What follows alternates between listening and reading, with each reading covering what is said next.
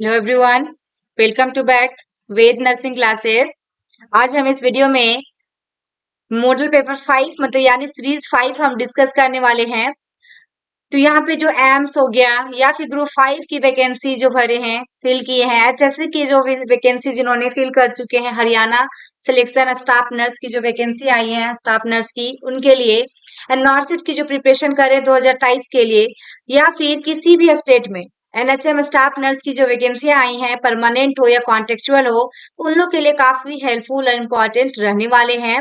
तो मेरे चैनल को अभी तक सब्सक्राइब नहीं किए हैं तो एक बार चैनल को सब्सक्राइब कर लीजिएगा। देखिए जो लास्ट डे 30 तारीख को यानी 30/3/23 को आपकी एग्जाम हुई थी पीजीआई संगरूर में। पीजीआई संगरूर की एग्जाम हुई थी, उसमें से आपके जो मॉडल पेपर 4 है इसी चैनल पे आपका है मॉडल पेपर 4। उस वीडियो में 40 क्वेश्चन लिए गए थे डियर, जिसमें से आपका 7 से 8 क्वेश्चन आए हुए हैं। जिन्होंने मॉर्निंग शिफ्ट में उसको वीडियो को वॉच किया होगा, उनका 8 या 9 क्वेश्चन राइट हुए होंगे। तो आप मेरे चैनल पे लगातार बने रहिए, कंटिन्यू बने रहिए और मुझे थोड़ा सपोर्ट कीजिए आप लोग, ताकि मैं आपके लिए अच्छे से अच्छे कंटेंट लेकर आऊं। जो क्वेश्चन बार बार पूछे जाते उस क्वेश्चन को यहाँ पे मैं सॉल्व कराऊं। तो एग्जाम जिनका भी हो या फिर जो प्रिपरेशन कर रहे हैं 2023 के लिए, तो आप इस वीडियो को वॉच कर सकते हैं। पूरे वीडियो के अंत तक बने रहिएगा, आपको वीडियो को स्किप नहीं करना है।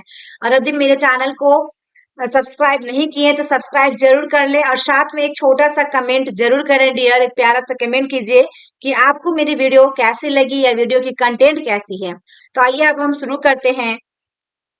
यहाँ पे देखिए फर्स्ट क्वेश्चन जो लिया गया dear, positive Babinski age. Positive Babinski age अब नॉर्मल फॉर अडल्ट, अब नॉर्मल फॉर चिल्ड्रेन, अब normal for all ages groups, या फिर ऑल ऑफ दी एबव, या फिर all of the above। यहाँ पे देखिए डियर 4 ऑप्शन दिया गया है, इसमें राइट आंसर आपका क्या होगा? राइट आंसर इसमें आपका क्या होगा? ये राइट आंसर जो होगा आपका ऑप्शन सी होगा, अब नॉर्मल फॉर अडल्ट। अडल्ट के लिए क्या होगा? अब नॉर्मल होंगी। पॉजिटिव बेबिन्स्की बताया है।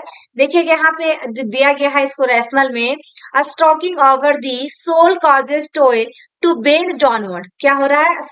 Stroking over the sole causes किसका? Toe to bend downwards. It is negative Babinski and is normal for adult. It is क्या होता है बेबिन्स्की? आपका नेगेटिव होता है, इज नॉर्मल फॉर अडल्ट के लिए, बट इन चिल्ड्रेन के लिए देखा जाए, बट इन चिल्ड्रेन के लिए आपका देखा जाए तो चिल्ड्रेन के लिए क्या है dear? Stroking over the sole causes to it to move upward and outward, move upward and outward, up and out, up and out. और उसमें क्या देखे हम लोग, कारण क्या हो रहा है?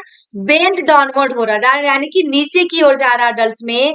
That is called positive Babinski, that is called positive Babinski. यानी क्या हुआ कि चिल्ड्रेन में stroking over the sole cause it to move, कारण क्या हो रहा? Move upward to upward and outward, that is called positive Babinski, and normal for children up to 2 years of age। up to 2 years of age सभी बच्चे में normally ये चीज देखने को मिलता है। 2 साल तक के बच्चे में पॉजिटिव बेबिन्स्की इज कंसीडर एज अब नॉर्मल फॉर अडल्ट, अब normal for adult. Very very important question है डियर, इस क्वेश्चन को एग्जाम में भी पूछा गया है, स्टाफ नर्स के एग्जाम में आया हुआ है।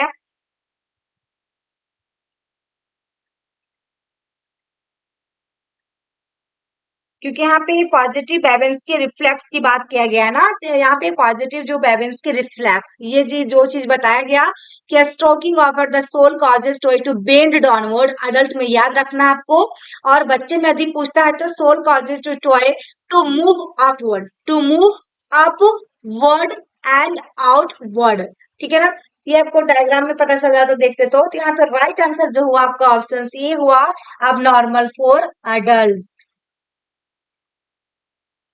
Next dear, instrument use for examine eyes. कौन से इंस्ट्रूमेंट से हम एग्जामिन करते हैं? आई से रिलेटेड पूछा गया है। ओटोस्कोप, प्रोक्टोस्कोप, या ऑप्थाल्मोस्कोप, या फिर endoscope. Very very important question, but simple question, easy question है। राइट आंसर जो होगा इसमें आपका ऑप्शन सी होगा, ophthalmoscope. Next, which among the following data will give more accurate information regarding an end-stage renal disease? Clients food status, client food status, यहाँ पे ये बताया गया है कि which among the following data will give more accurate information regarding किसके लिए dear, end stage renal disease का लास्ट स्टेज है क्लाइंट का, फ्लूड स्टेटस की आपको क्या करना है, बताना है उसके रिगार्डिंग एक्यूरेट इंफॉर्मेशन लेकर। तो daily weight of the client, intake and output chart, या इलेक्ट्रोलाइट लेवल, या फिर bowel movement. Very very important question है डियर। इसमें राइट आंसर आपका क्या होगा, इसमें राइट आंसर जो होगा ऑप्शन ए होगा, daily weight of the client. Daily क्या करना होगा, क्लाइंट जो भी पेशेंट है उसको वेट लेना होगा। Next, in Weber test and ringer's test cranial nerve examine is. तो यहाँ पे देखा जाए क्रेनियल नर्व एग्जामिन इज, यहाँ पे बताया गया in Weber test and renal test cranial nerve examine is. Option C में cranial nerve first, cranial nerve 7, cranial nerve second and cranial nerve 8। क्या पूछा है कि Weber test and renal test cranial nerve examine is, right answer जो होगा आपका इसमें dear, right answer option D होगा, क्रेनियल नर्व 8। क्रेनियल नर्व 8 जो होता है डियर, ये आपका क्या होता है, एग्जामिन जब करते हैं दिस टेस्ट टेस्ट, तो क्रेनियल नर्व 1 जो होता है आपका 1, जो आपको ए ऑप्शंस में देख पा रहे हैं, और फैक्टरी से रिलेटेड होता है, जो हमारा हेल्प करता है स्मेलिंग में, एंड 2 की बात करेंगे हम, नर्व 2 की, ऑप्टिक होता है, ये असेस करता है सलनन चार्ट में। ये 2 जो आपका किसमें असेस करता है, हेल्प करता है सलनन चार्ट में, यानी आई से रिलेटेड है, और ऑप्टिक में। देन आपका बच गया कौन सा, 7 में आपका क्या होगा डियर, ये आपका क्रेनियल नर्व 7 जो है फेशियल होगा। Very very important dear. यहाँ पे डी ऑप्शन तभी आया जब Weber test and renal test cranial nerve examine, cranial nerve 8 को हम एग्जामिन करेंगे। यदि 1 का आपके पास पूछता है तो ऑल फैक्ट्री या फिर स्मेलिंग के लिए मदद करता है, और 2 की बात करेगा तो आपको ऑप्टिक से रिलेटेड रहेगा और सनलन चार्ट के लिए रहेगा, और 7 की बात करेगा तो फेशियल से रहेगा। Very very important dear, I hope कि आपको समझ में आ गए होंगे। यहाँ पे भी देखिए दे दिया गया है सभी चीज को, यहाँ पे देख लीजिएगा, इसे एक बार स्क्रीनशॉट ले लेना। Next, visual acuity can be assessed with ophthalmoscope, Snellen chart, या फिर यहाँ पे देखिएगा गोनियोमीटर या फिर रिफ्रैक्टोमीटर। वेरी वेरी इंपॉर्टेंट है डियर। इसमें राइट आंसर क्या होगा, राइट आंसर जो होगा इसमें ऑप्शन बी होगा Snellen chart. B is correct answer.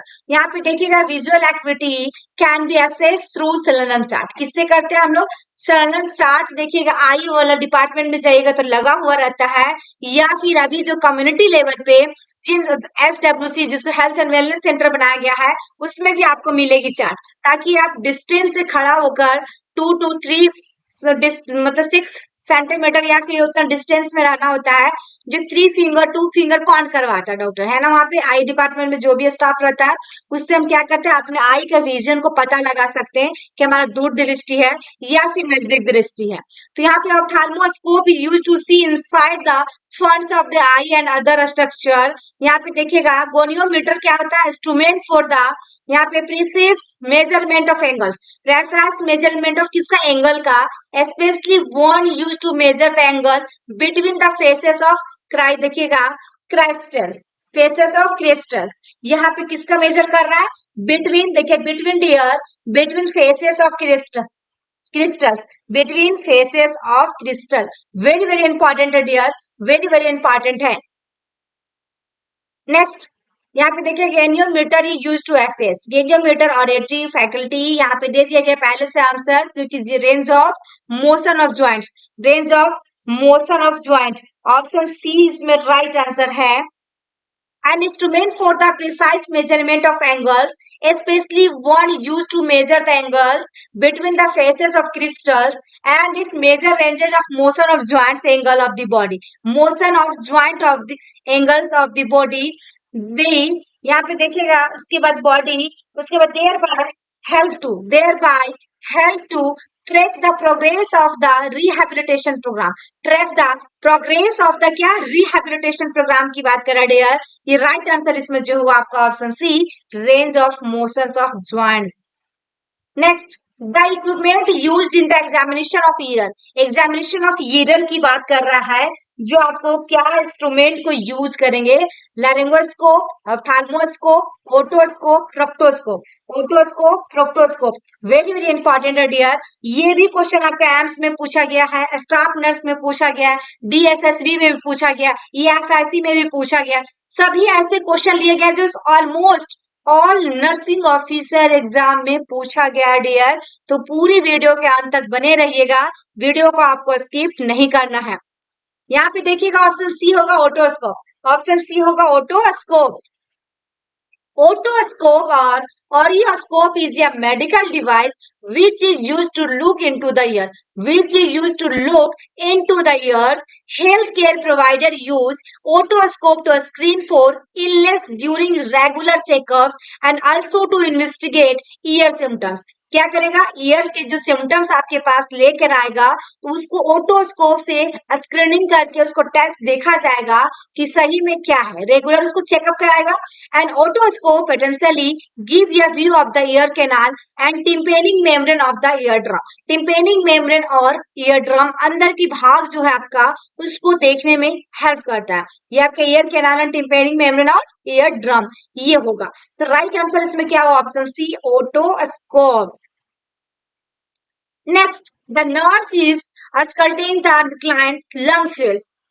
क्या है आपका, nurse is auscultating the client's lungs fields. The systematic pattern used for compression is anterior to posterior, interspace to interspace, intraspace, side to side, top to bottom. Very very important है dear, very very important है dear। सारे question important है इसमें। Right answer आपका क्या होगा, option C होगा, side to side. क्योंकि नर्स क्या कर रही है, auscultating the glands in lungs related fields. The systematic pattern use करना है कंप्रेशन के लिए, तो साइड टू साइड क्या करना होगा, साइड टू साइड। यहाँ पे देखिए, intensity, pitch, duration and quality of breath sounds are compare side to side and auscultation of lungs fields और auscultation to lungs field. Very very important है dear.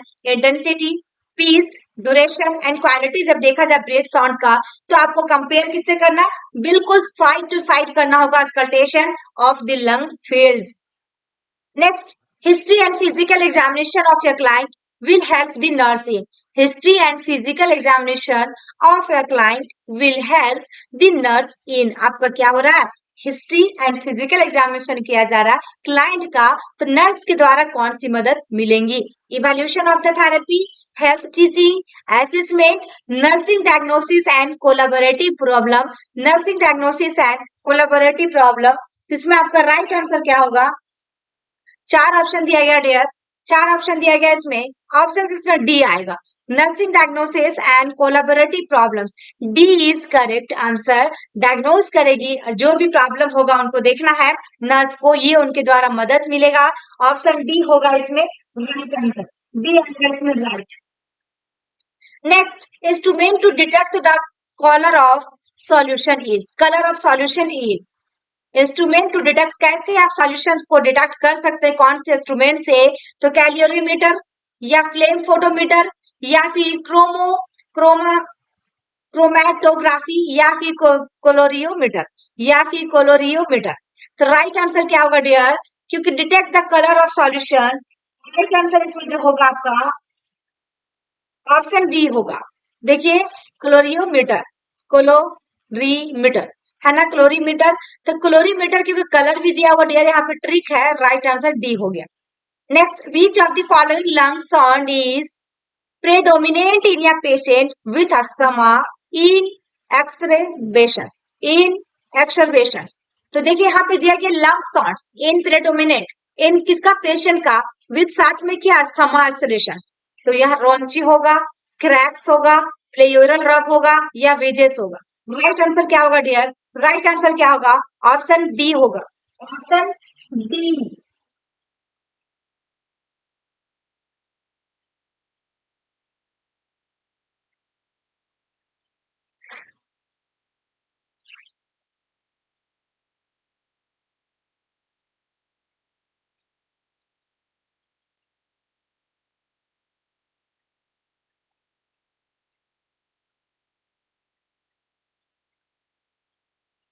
एक minute dear, एक minute.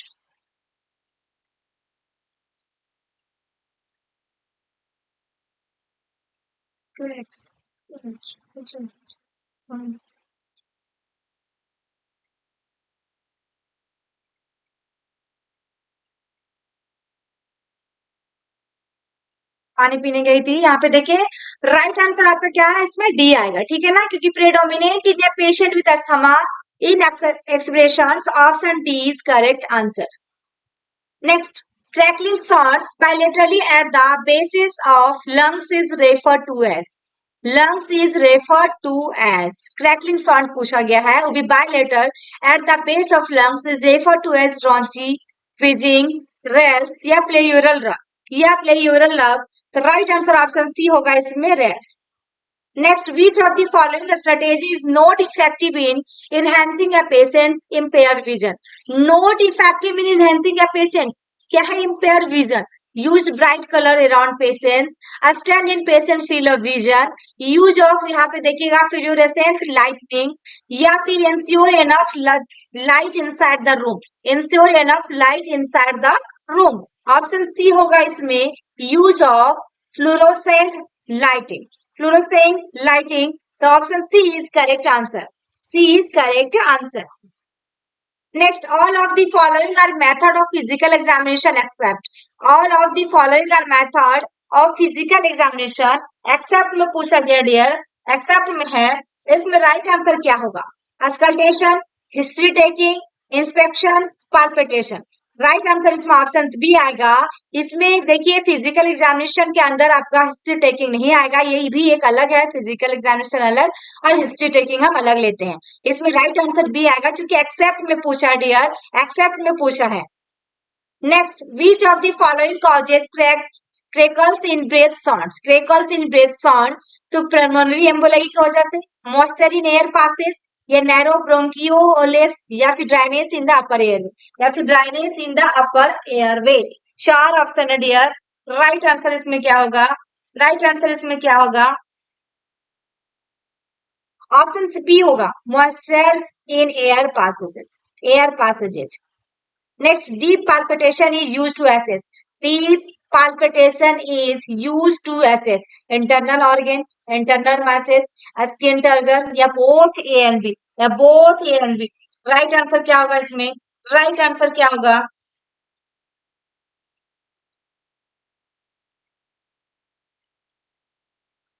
Option D होगा dear, B और ए और B दोनों आएगा, internal organs और इंटरनल यहाँ पे मासेस दिया गया है, message.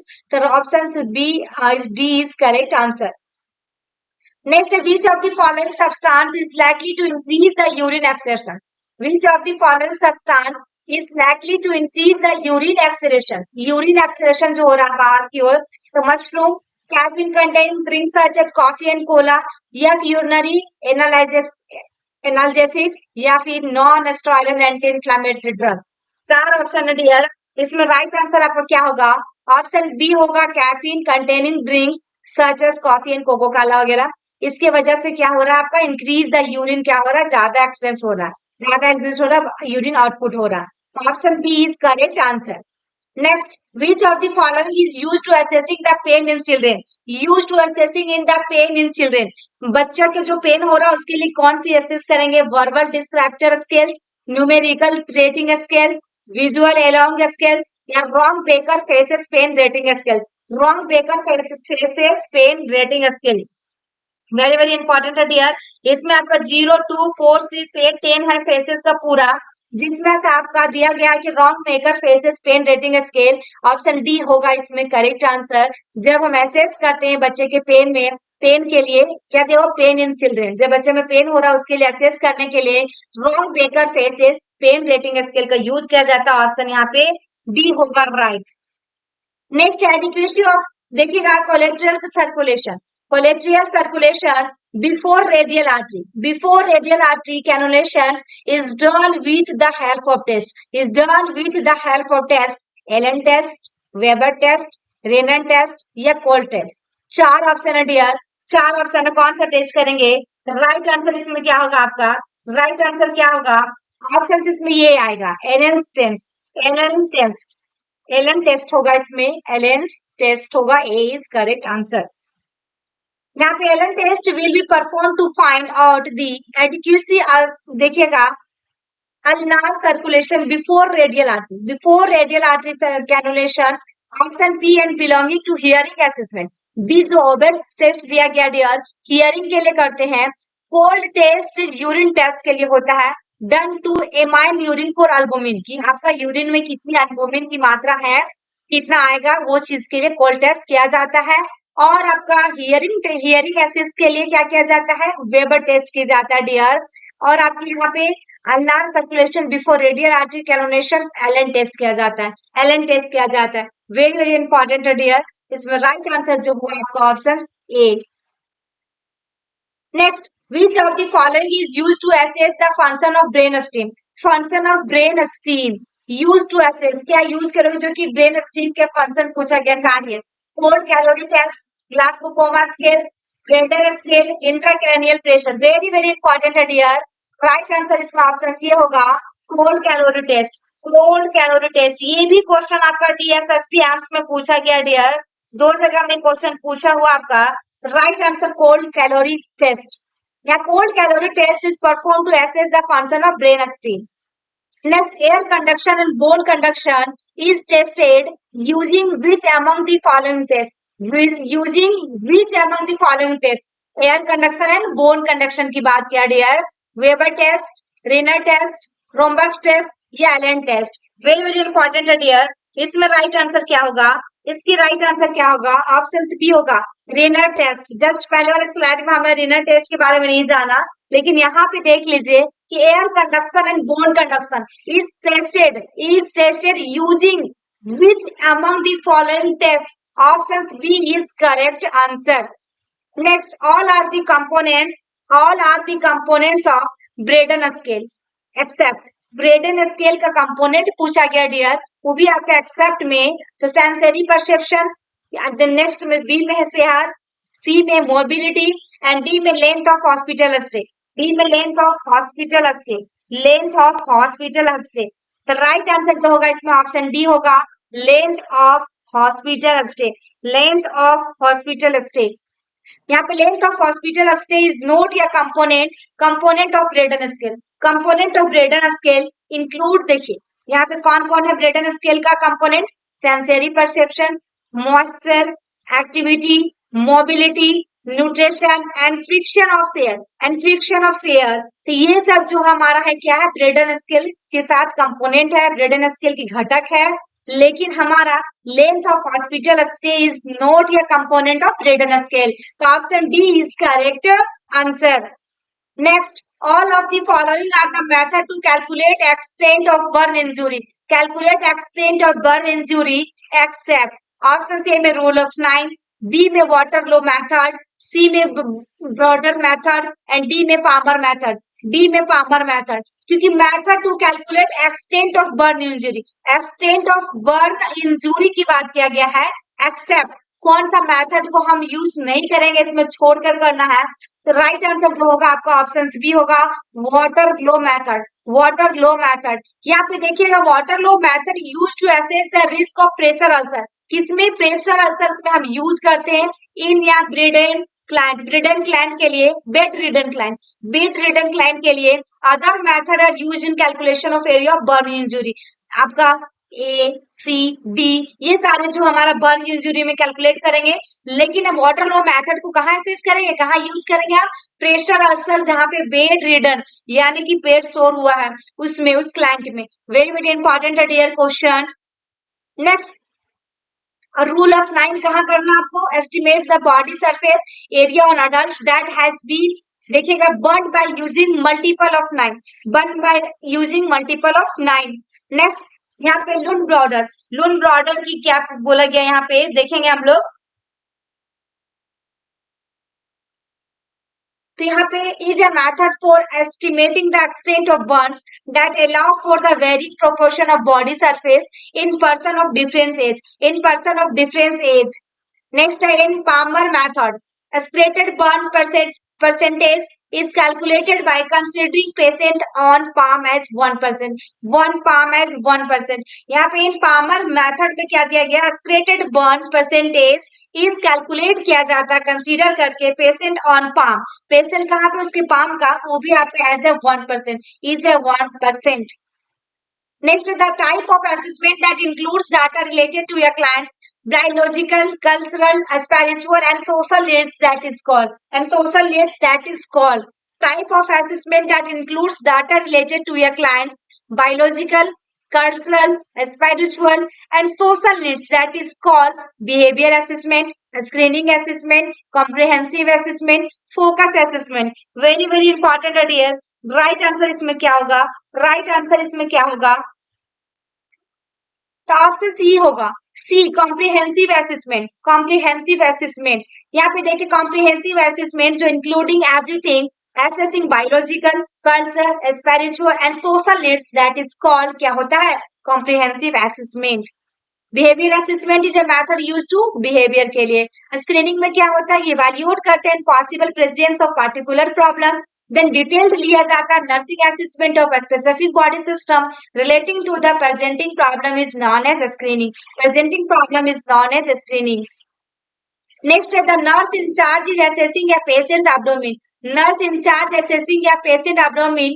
Which examine technique should the nurse use first. Which examine technique should the nurse first use. क्या करेगी first, auscultation, palpitation, perfusion, inspection. यहाँ पे देखिएगा डियर एब्डोमेन की बात किया है, एब्डोमेन की बात किया है. राइट आंसर ऑप्शन बी होगा इंस्पेक्शन, क्योंकि फर्स्ट हमारा क्या होता है, इंस्पेक्शन होता है. Option D is correct answer. While performing physical examination, the sequence of technique inspection, palpation, percussion and auscultation. यहाँ पे देखा जाए while performing abdominal examination किया जाए तो क्या सीक्वेंस है, inspection, auscultation, percussion and palpitation. देखिए सबका अलग अलग डियर. फिजिकल एग्जामिनेशन कीजिएगा तो ये है सीक्वेंस, यदि एब्डोमिनल एग्जामिनेशन कर रहे हैं ये सीक्वेंस है.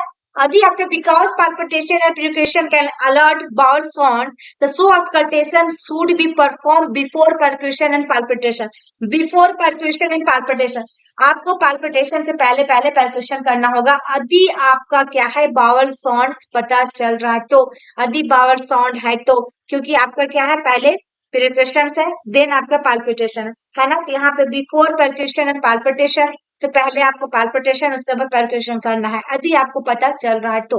तो यहाँ पे देखिए सभी आपका दे दिया परफॉर्मिंग फिजिकल एग्जामिनेशन के लिए और आपका एब्डोमिनल एग्जामिनेशन के लिए सीक्वेंस दिया है.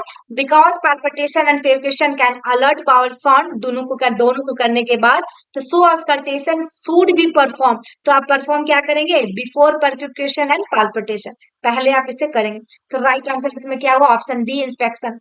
Next, identify the technique used in physical examination. Technique used in physical examination: inspection, palpation, perfusion, all of the above. Right answer D होगा डियर, क्योंकि सभी के सभी हमने जस्ट थोड़ी देर पहले वाले स्लाइड में पढ़ा. Next, which of the following is the responsibilities of the staff nurse? Responsibilities of the किसका, staff nurse का. Quality care, observation and reporting, record keeping and all of the above. And all of the above. Right answer इसमें क्या होगा dear? Right answer इसमें option D होगा, all of the above. यहाँ पे देखिएगा नेक्स्ट क्वेश्चन जो the nursing care diet focuses on patient care along with the family needs, along with the family needs in the scope of multidisciplinary healthcare team that is called multidisciplinary healthcare team that is called team based care, case management, patient navigation care, primary care. Right answer option B होगा dear, case management. Team based care means होता है, देखिएगा team based यहाँ पे care की बात किया है,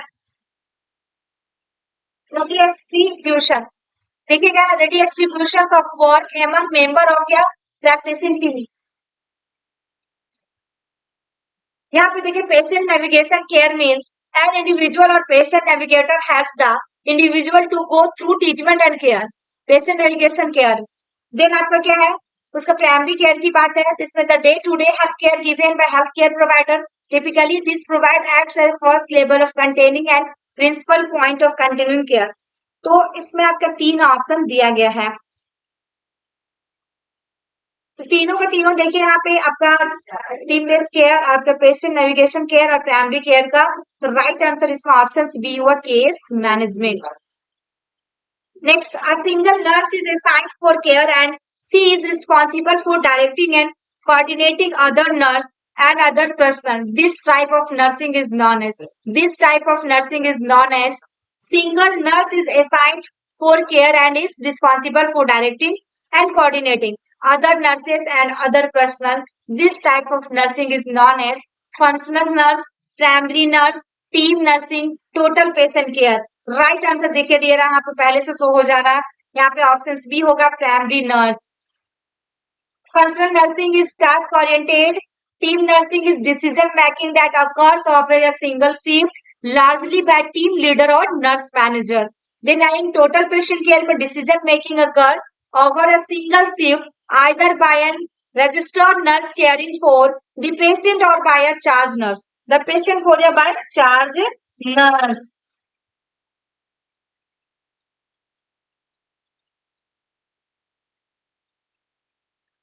Next question है, which of the following is the type of nursing modality in which the principal idea is that nurse to be assigned task not patient, assigned task not patient. देखिएगा dear, इसमें तीन nursing है options में, ए में functional nursing है, सी में primary nursing है, D में केस मेथड नर्सिंग है।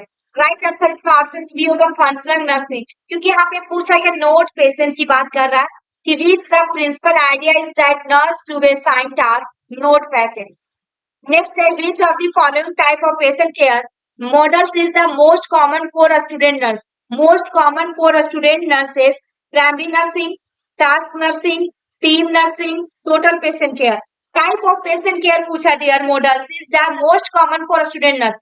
Most common for a student nurse, देखिए नर्स क्या है, स्टूडेंट है, तो क्या होगा, कौन सा होगा most common? Right answer option D होगा, total patient care, total patient care.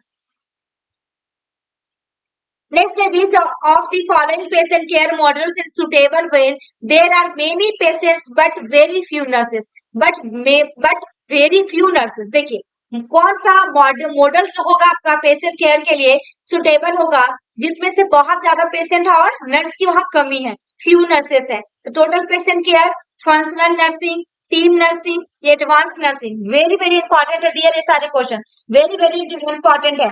Right answer इसमें जो होगा आपका ऑप्शन बी होगा, functional nursing. B is correct answer, B is correct answer. ये फंक्शनल नर्सिंग जो होता क्या करती है कि nurse assigned to a specific task and do that duty only, सिर्फ और सिर्फ अपना ड्यूटी के लिए करती हैं, ड्यूटी के बारे में सोचती हैं और पेशेंट केयर देती हैं। तो इसमें देखिए राइट आंसर जो हुआ आपका option B, functional nursing. Next, in a hospital setting, who is responsible for informing the patient about surgery along with possible outcome? Along with possible outcome, risk, complication and benefits. Risk, complication and benefits. Option C में nurse, B में nurse in charge, C में है surgeon and D में है ANS. D में है ANS. जो NS होती है असिस्टेंट नर्स, जो होती है NS, ठीक है ना, नर्सिंग सुपरिटेंडेंट। तो इसमें चार ऑप्शन दिया गया डियर। एनएस का फुल फॉर्म देखिए, असिस्टेंट नर्सिंग सुपरिटेंडेंट डियर। चार ऑप्शन है, responsible for informing the patient about surgery के बारे में along with the possible outcome, क्या आएगा, रिस्क या कॉम्प्लिकेशन बेनिफिट्स। तो राइट आंसर क्या होगा, ऑप्शन बी होगा, nurse incharge, nurse incharge. B is correct answer. Next, clients are referred to as residents is day care centres, long term care facilities, hospitals या फिर custodial care centres या custodial care centre. Very very important है dear, इसमें right answer क्या होगा, right answer क्या होगा, option B होगा, long term care facilities, long term care facilities. Next, the type of nursing care assignment based suited in an extensive care unit, very very important here। Type of nursing care पूछा है, assignment based suited in an intensive care unit, case method, functional method, primary care method, team method। Right answer जो होगा इसमें option C होगा आपका, case method is the oldest method of the patient care delivery, मतलब बहुत पुराना method है ये। One professional nurse assumes total responsibilities of providing complete care to one or more patients. This method is frequently used in ICU. यहाँ पे ये चीज बताया डियर कि केस मेथड जो हमारा बहुत पहले से चलता आ रहा है और प्रोफेशनल नर्स जो एज्यूम करती है टोटल उसके अंदर रिस्पॉन्सिबिलिटीज होती है, प्रोवाइड करना काम होता है कंप्लीट केयर टू वन और मोर पेशेंट, ये एक पेशेंट हो या एक से ज्यादा हो, सभी को अच्छे से क्या करेंगी, केयर करेंगी, प्रोवाइड करेंगी। This method is frequently used कहाँ पे होता है, आईसीयू में होता है डियर, आईसीयू में होता है। Very very important question. Next, the nursing care that focuses on patient care along with the family needs, along with the family needs in the scope of multidisciplinary healthcare team is called, multidisciplinary healthcare team is called team-based care, case management, patient navigation, primary care, primary care। Right answer क्या होगा dear, right answer इसमें option B होगा, case management. B is correct answer, B is correct answer. Case management is a collaborative process of assessment, planning, facilitation, care coordination, evaluation, and advocacy for options and services to meet an individual's and family comprehensive health needs through किसके through, communication and available resources to promote quality, cost effective outcome, promote quality, cost effective outcome। तो right answer क्या हुआ इसमें, option B, case management, क्योंकि यहाँ पे ये पूछा गया है कि पेशेंट की जो केयर हो रही है along with the family needs, it is the scope multidisciplinary healthcare team that is called, option B is correct answer। Last question है डियर, ये वेरी वेरी इंपॉर्टेंट क्वेश्चन है। Collaborative intervention refer to their therapies that require, therapy पूछा गया है, intervention refer to therapy that requires physician and nurse intervention, nurse and client intervention, nursing team intervention, या फिर multiple health care professional, multiple health care professional. Right answer जो होगा इसमें आपका dear option D होगा, multiple health care professionals. D is correct answer. ये हमारी last question थी, वेरी वेरी इंपॉर्टेंट क्वेश्चन लिया गया था। पूरी वीडियो को अंत तक बने रहिएगा आप लोग, एक लाइक कीजिएगा, शेयर कीजिएगा अपने फ्रेंड सर्कल में, और कमेंट करना ना